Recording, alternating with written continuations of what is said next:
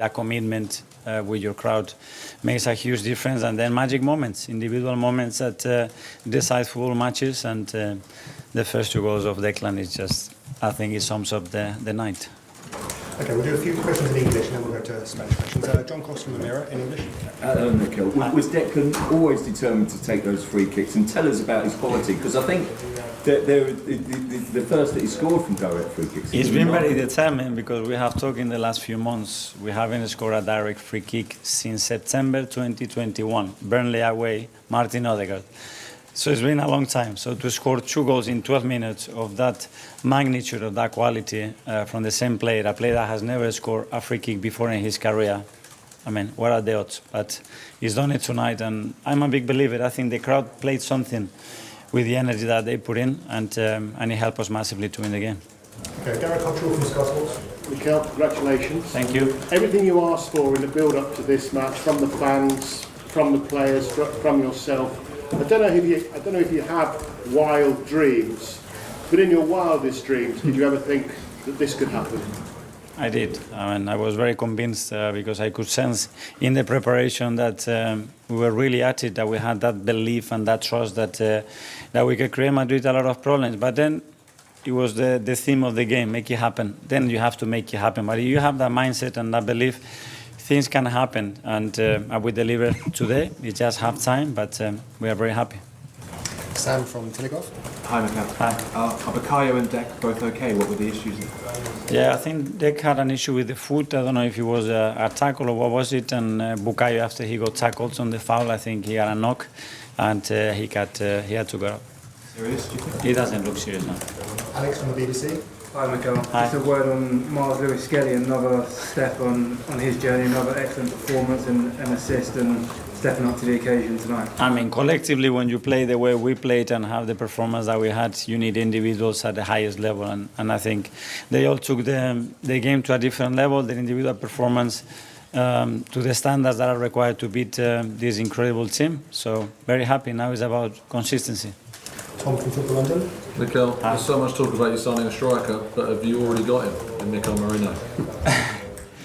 Well, it's been a season that we have to adapt constantly, and we went through a lot of things. We lost probably our best defender as well for 4 months, and Jakub comes in and he delivers the performances that he's delivering. It's not a coincidence, the way they train, the way they apply themselves, and the way they help each other, I think, produces those moments. And with Mikel is again his commitment, his desire to learn the position, to constantly be thinking on what he can offer to the team, and the team adapting to his qualities to try to deliver the best outcome.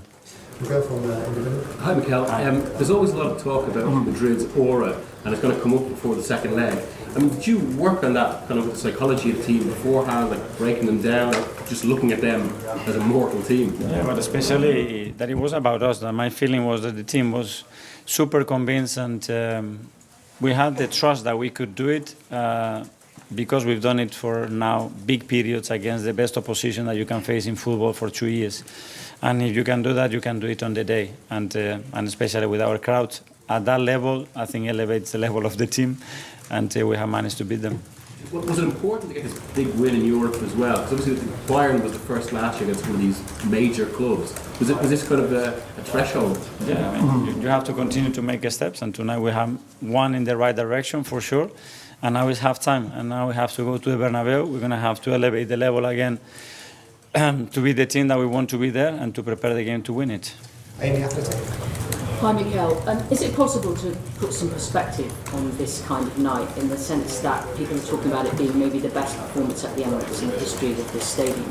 And when you think about when you came into a team that wasn't always in Europe, had to spend some time in the Europa League, get back into the Champions League step by step, can you feel that perspective of what a result of this significance does to how people feel about, how you feel about your team and what they can do? Yeah, I do, because I know how much work and how many decisions a lot of people has made in this football club to live the night that we had tonight. I told them thank you so much for making us enjoy the journey to come here, and thank you for me feeling so convinced that tonight we're going to do it and we're going to make it happen.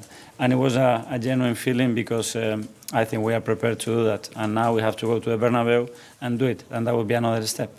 Yes, and Daily Mail. After drawing against Everton, how did you get the players up for this and against their psyche? Of course, when you look at their own lineup, there's the stars from top to bottom. How did you get them so ready for this? Well, a completely different game, two different worlds of football and demands from the opposition. And you could sense, I mean, they've been waiting for this game, you know. The moment that we got the draw, there isn't a team, that club that is going to motivate you there for the right reasons, because they changed the history of the competition, and they are the best team by far in the competition. And our challenge opportunity was to, face them and try to beat them. It's obviously just the first leg, but do you feel that you've accomplished something here by pulling through past Real Madrid? We're going to enjoy the win because we feel it deserves to do that, but we know it's just half time and we're going to have to be even better in Madrid to go through. Okay, last two in English. Firstly, James from CBS. Mikel, you said the word half-time a lot already, and I'm sure you'll be saying it a lot over the next 8 days. Does it in any way help that it's Real Madrid and it's at the Bernabeu, and the players know what happens there? Is that going to help them keep focused and make sure they don't think the tie's won? Yeah, well, they were talking about it immediately. You know, great, enjoy it, and now let's prepare Saturday very well, and then we'll have the time to prepare the next challenge in Madrid. But they are all very excited. Okay, Phil Pierre. Hi Mikel, I know you keep saying it's only half time, but what sort of message does that win send to the rest of Europe? And do you think Arsenal should now be considered as the favourites to win this? No, because we have a tie that we are just, again, in the middle of it at halftime, however you want to call it, and there is still so much to do yet. Okay, questions from the Spanish media. Firstly, time for Michael. Hola Mikel, ayer me comentabas que estos tipos de partidos se suelen resolver en un 33% de estrategia. Hoy han sido los dos primeros.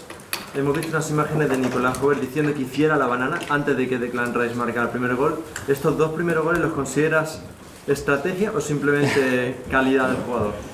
Bueno, hay mucho entrenamiento detrás de eso y Declan lleva mucho tiempo entrenándolo, pero la realidad es que llevamos 3 años y medio sin hacer un gol de falta directa y hemos sido capaces de hacer 2 en 12 minutos. Al final, la calidad individual juega un papel gigante, enorme en esta competición y hoy hemos tenido la suerte que nuestros jugadores han sido capaces de sacar 2 momentos y el tercero, que es un golazo, creo, a nivel colectivo, para poder ganar el partido. Hola Mikel, muy buenas. Antonio Romero en directo para el larguero de la cadena SER. Hoy se ha visto una gran diferencia entre el Arsenal y el Real Madrid hasta tal punto que el resultado ha sido poco para los méritos que ha tenido su equipo. Pero se ha sentado ahí Carlo Ancelotti, después de reconocer el gran partido del Arsenal, ha terminado diciendo en inglés: en el Bernabéu a veces ocurren cosas. ¿Está capacitado el Real Madrid para que dentro de una semana ocurran cosas en el Bernabéu? Bueno, eso es parte de la historia, creo que lo han demostrado y por eso creo que nosotros tenemos muy claro el partido que hemos hecho y los motivos por los cuales lo hemos ganado, y hablaremos de lo que tenemos que hacer en el Bernabéu en Madrid para ir a ganar el partido y que pasen muchas de las cosas que han pasado hoy, y para eso hay que ir allá y hay que demostrarlo. Mikel, después de 5 años aquí, transformando el club, progresando, ¿cuántas ganas tenías de demostrar que tu Arsenal puede ganar un partido como este? Bueno, creo que hemos ganado muchos partidos, pero es que cuando llevas 20 años sin enfrentarte a este rival, cuando llevas tantos años sin hacer un camino de verdad en esta competición, pues hay que crear tu historia. Y las historias se crean con noches como esta, se crean con un público que está entregado antes del partido y que eleva el nivel colectivo e individual de nuestros jugadores, y se acordarán durante mucho tiempo, y es un paso, pero obviamente nos quedan muchísimos por dar. Hola Mikel, Rubén Cañizares de ABC. Tú has trabajado un par de años, 3, con Guardiola, y seguramente si alguien sabe lo que es vivir un partido en el Bernabéu de Champions en estos últimos años es Guardiola, y con su City, sufrir esa remontada, sufrir esa mística. Bueno, no sé si en estos días se te va a ocurrir